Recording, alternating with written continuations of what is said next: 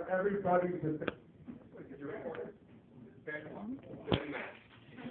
Can I have everybody's attention at Ancelita's Bar, the one and only Ben. Woo! Ben!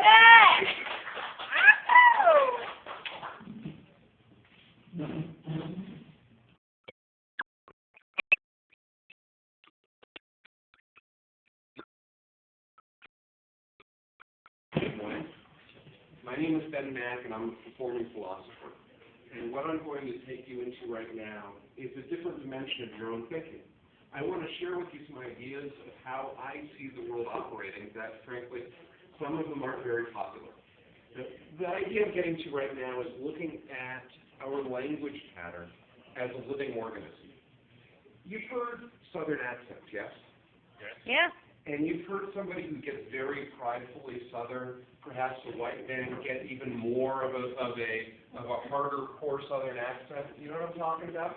Mhm. Now, I want to talk about where that Southern accent comes from for a moment. I imagine that you guys are familiar with the idea of two women who live together like in college dorms, that their menstrual cycles it's called entrainment. When two cycles wind up working and actually coming together. It comes from this Dutch philosopher, medicine man, 17th century, who had two pendulum clocks. And they ran at different times during the day, and what he wanted to do was he wanted to see the difference between those two clocks, so he brought the two clocks together. And you know what? They kept the same time.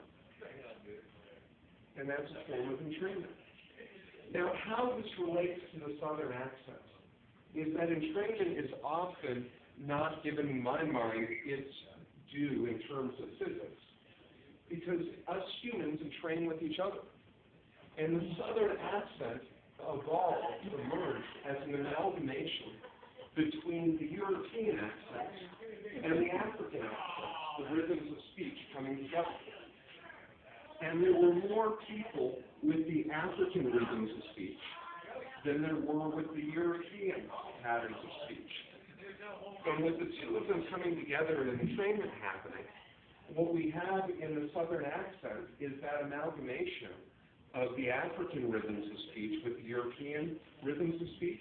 And so the funny part to me is that when you see that person get up and do what sometimes will appear to me as making racist comments, and they turn up their Southern accent, they're actually turning up their African influence themselves.